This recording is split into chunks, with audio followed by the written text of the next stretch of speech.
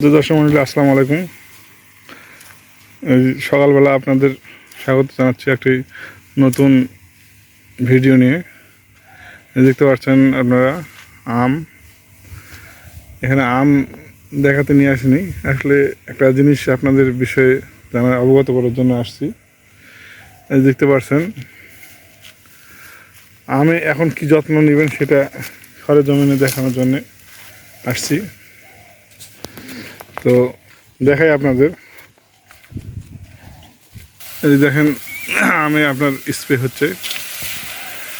Spray কিভাবে করবেন সেই বিষয়ে অনেকে জানতে চাচ্ছেন, আসলে এখন কি স্প্রে করা লাগবে। তো আসলে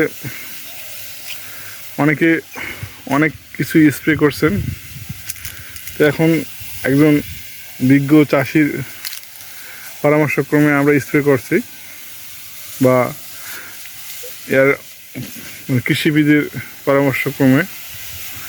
দেখেন, তো এখন যেই বীজগুলো স্প্রে করবেন তা কিছুক্ষণ পর জানাবো।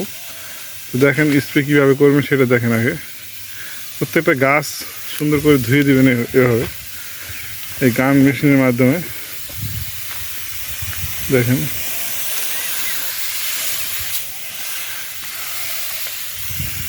এটা কিন্তু খুব জরুরি। দেখেন এটা কিন্তু খুব মামু আর আসবে না। হ্যাঁ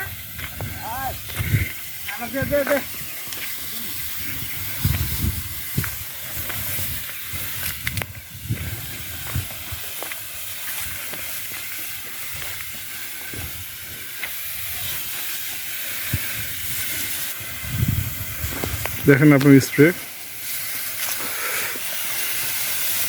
করার নিয়ম।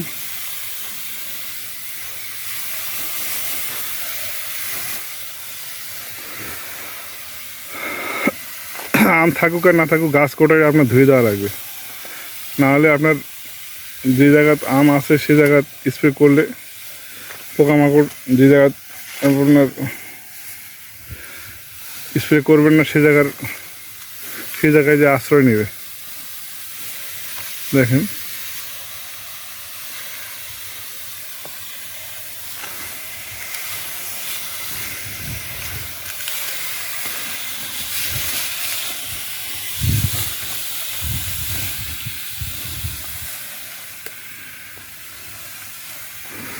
তো এটা খুবই কার্যকরী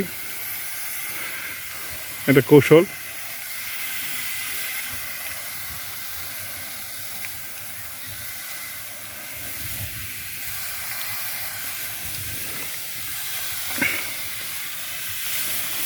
আমও আছে আলহামদুলিল্লাহ।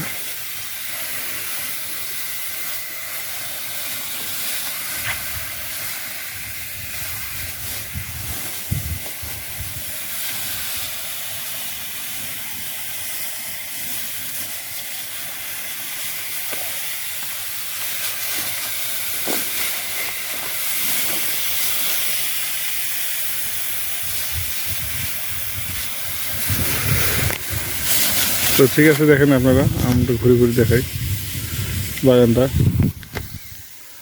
প্রত্যেকটা গাছে মোটামুটি আলহামদুলিল্লাহ আছে আম। দেখেন আমার দাদা বসে আছে।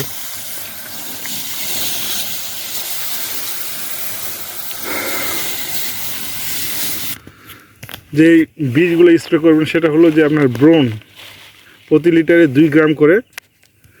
আর সাথে হলো এই যে দামার প্রিপারেশন অফ, এটা হলো ফিপ্রোনিল আর থাইমক্স থায়ামক্স থায়ামক্স থায়ামক্স থায়ামক্স ফিপ্রোনিল আর থায়ামক্স। এটা আসলে দামার ইনতেপা কোম্পানি। এটা 400, এটা প্রতি লিটারে হলো 100 গ্রাম 400 লিটার পানি আপনার এটা গুলে এটা স্প্রে করা লাগবে। এর সাথে আপনার ম্যানকোজেব পাউডার বা আপনার কার্বনডাজিম 2 গ্রাম করে প্রতি লিটারে দেওয়া লাগবে। এটা দিয়ে পানিতে গুলে সুন্দর করে স্প্রে করা লাগবে। বুঝতে পারলেন আপনারা সবাই? এইভাবে স্প্রে করলে আপনার কোনো প্রকার মানে মাকড় নাশক বা এই যে আপনার মাছি পোকা, এই সময় মাছি পোকার আক্রমণ বেশি হবে। আর পানি হলেও একটু মাছি পোকার আক্রমণ বেশি হয়, তো এই মাছি পোকার আক্রমণ হবে না। তো যাই হোক, এভাবে আপনারা স্প্রে করেন, তাহলে আপনারা সুফল পাবেন। তো বিশেষ কিছু আর বলবো না, ভিডিও লম্বা করব না। তো ভালো থাকেন, সুস্থ থাকেন, সুন্দর থাকেন, এই প্রত্যাশা শেষ করছি। আসসালামু আলাইকুম।